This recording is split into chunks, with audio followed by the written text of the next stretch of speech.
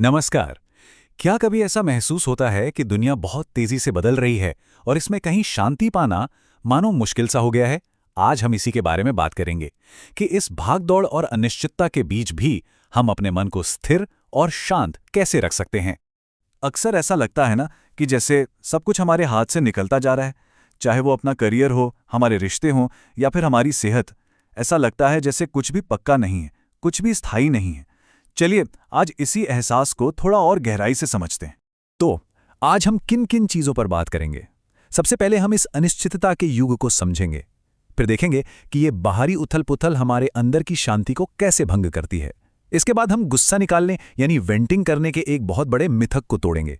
फिर जानेंगे ठहराव की शक्ति के बारे में और आखिर में इस बात पर पहुंचेंगे कि हमारी शांति हमारी अपनी पसंद कैसे बन सकती है। तो चलिए पहले हिस्से से शुरू करते हैं। अनिश्चितता का युग। क्या ये सिर्फ हमारा वहम है या हम सच में एक ऐसे दौर में जी रहे हैं जहां कुछ भी निश्चित नहीं लगता? सोचिए, एक जमाना था या हमने सुना ही होगा उस जमाने के बारे में जब कुछ चीजें बिल्कुल पक्की मानी जाती थी। एक बार नौकरी लग गई तो मतलब 60 साल तक जिंदगी सेट।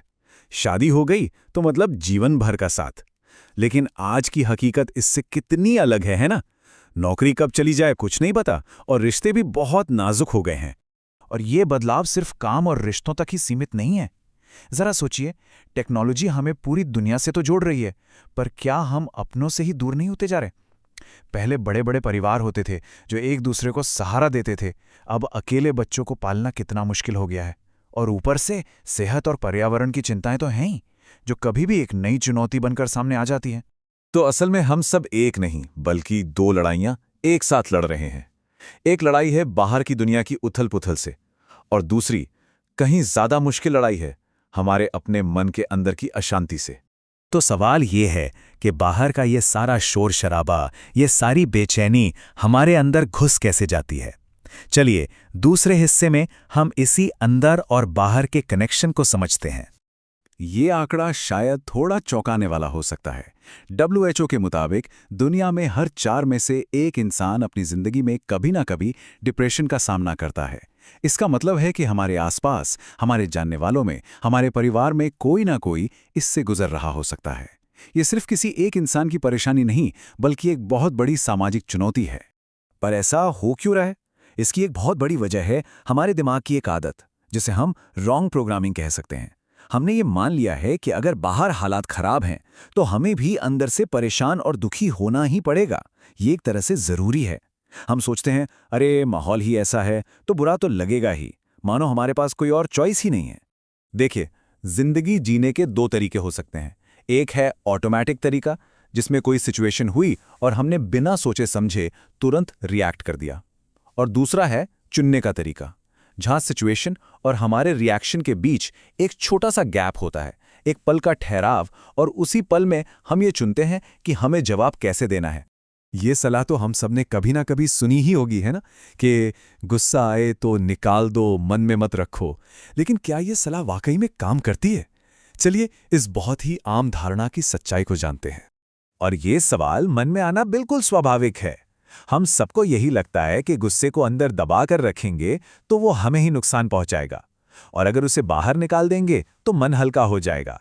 पर क्या कभी रुककर सोचा है कि क्या सच में ऐसा होता है? साइंस कुछ और ही कहती है। जब हम गुस्से को जाहिर करते हैं तो वो कम नहीं होता, बल्कि हमारे दिमाग में और मजबूत हो जाता है। ये एक आदत बन जाती है। देखिए, पहले गुस्सा आता है एक फीलिंग की तरह, फिर हम गुस्सा करते हैं चिल्लाकर या कुछ बोलकर, और जब हम बार बार ऐसा करते हैं तो हम एक गुस्सैल इंसान बन जाते हैं। गुस्सा करना हमारी पहचान का हिस्सा बन जाता है। तो अगर गुस्सा निकालना सही रास्ता नहीं है तो फिर रास्ता है क्या? जवाब छिपा है एक बहुत ही छोटी सी लेकिन बहुत शक्तिशाली चीज में, ठहराव की शक्ति में। चलिए इसे समझते हैं। ये एक बहुत ही गहरी बात है। कोई भी घटना होने और उस पे हमारा जवाब देने के बीच एक छोटा सा खाली स्पेस होता है, एक पल। हमारी असली आज़ादी, हमारी असली ताकत उसी एक पल में छिपी है। वही वो पल है जब हम तय कर सकते हैं कि हमें आगे कैसे बढ़ना है। तो क्यों ना एक छोटा सा प्रयोग किया जाए, बस एक दिन के लिए। जब भी गुस्सा आए, बस एक फैसला करना है कि उस अंदर की भावना को बाहर की कार्रवाई में नहीं बदलना है, ना अपने शब्दों से, ना अपने व्यवहार से, बस उसे जाहिर नहीं करना है। और हाँ, ये समझना बहुत जरूरी है कि ये गुस्से को दबाना नहीं है, बल्कि उसे आग बनने से रोकना है। सोचिए, मन में गुस्से का एक विचार आना एक चिंगारी की तरह है, लेकिन जब हम गुस्से में कुछ बोल देते हैं तो हम उस चिंगारी को हवा दे देते हैं और वो एक बड़ी आग बन सकती है।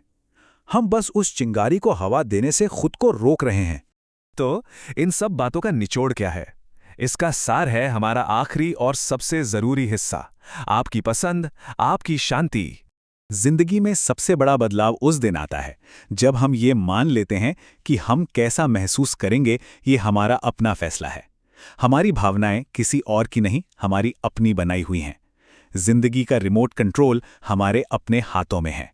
कहते हैं ना, कमान से निकला तीर और जुबान से निकले शब्द कभी वापस नहीं आते। इसीलिए वो एक पल का ठहराव, वो एक पल की खामोशी इतनी ज्यादा कीमती और शक्तिशाली है। तो आज की बातचीत का सार ये है, पहली बात, स्वीकार करें कि बाहरी दुनिया अनिश्चित है। दूसरी, ये पहचाने कि आपकी अंदर की दुनिया आपकी अपनी पसंद है। तीसरी, इस मिथक को छोड़ दें कि गुस्सा निकालना फायदेमंद है। चौथी, ऑटोमेटिक रिएक्शन को रोकने के लिए ठहराव की प्रैक्टिस करें।